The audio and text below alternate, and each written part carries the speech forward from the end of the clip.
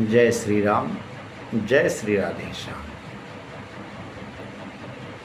बाबा तुलसीदास जी गुरु की वंदना करने से थक नहीं रहे, क्योंकि गुरु की वंदना, गुरु के चरणों में जितना ध्यान दिया जाए वो परमात्मा का सदृश होता है। गुरु परमात्मा को जानने वाले और परमात्मा का ज्ञान कराने वाले होते हैं। आगे कह रहे हैं श्री तुलसीदास जी कि श्रीपद नख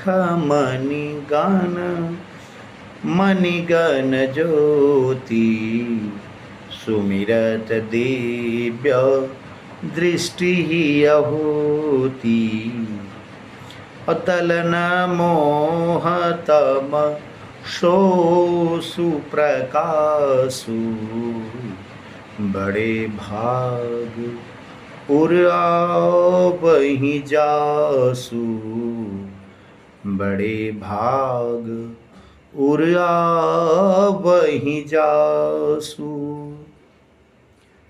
बड़े भाग उरिया वहीं जासु।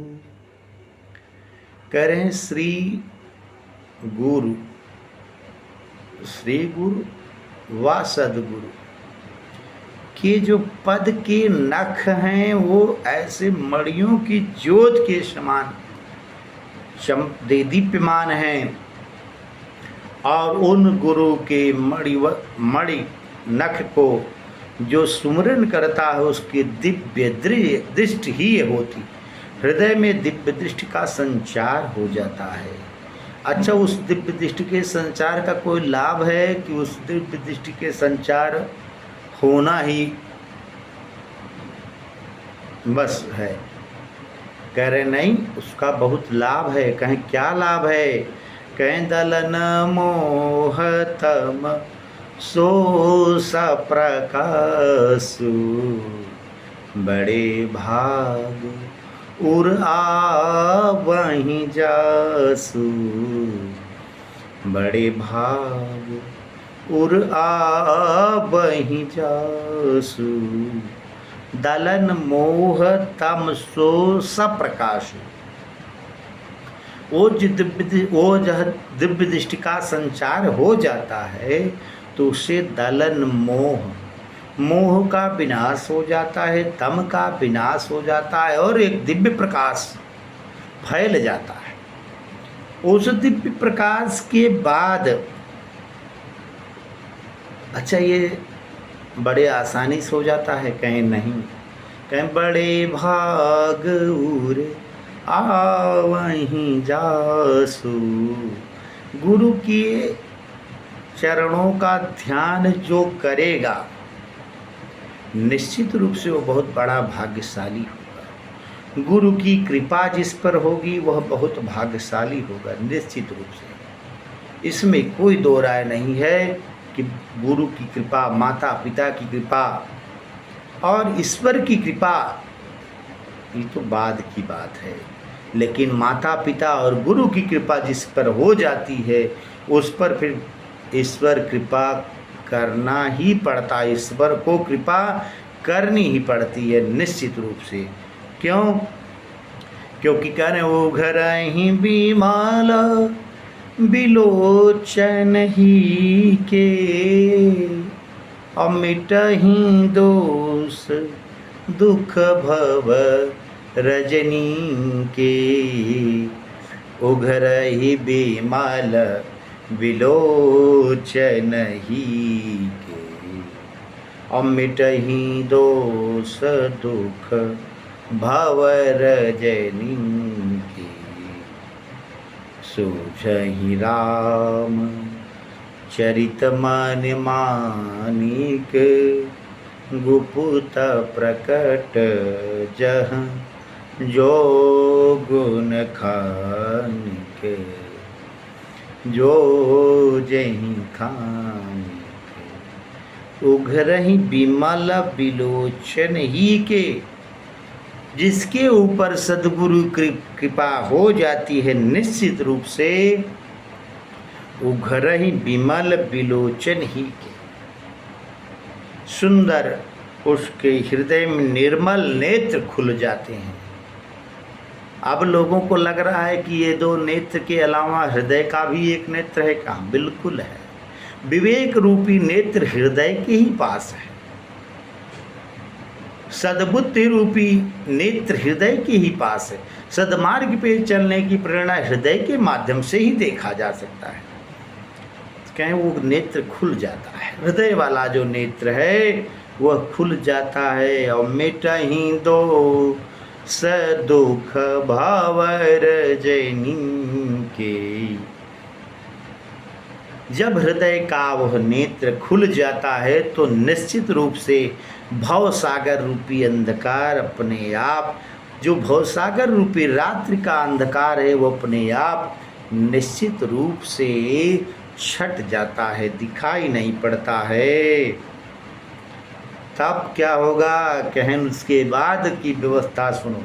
सूझई रामचरित मन मानिक, उसको फिर रामचरित रूपी माणिक सूझने लगता है, ज्ञात होने लगता है, जानकारी होने लगती है।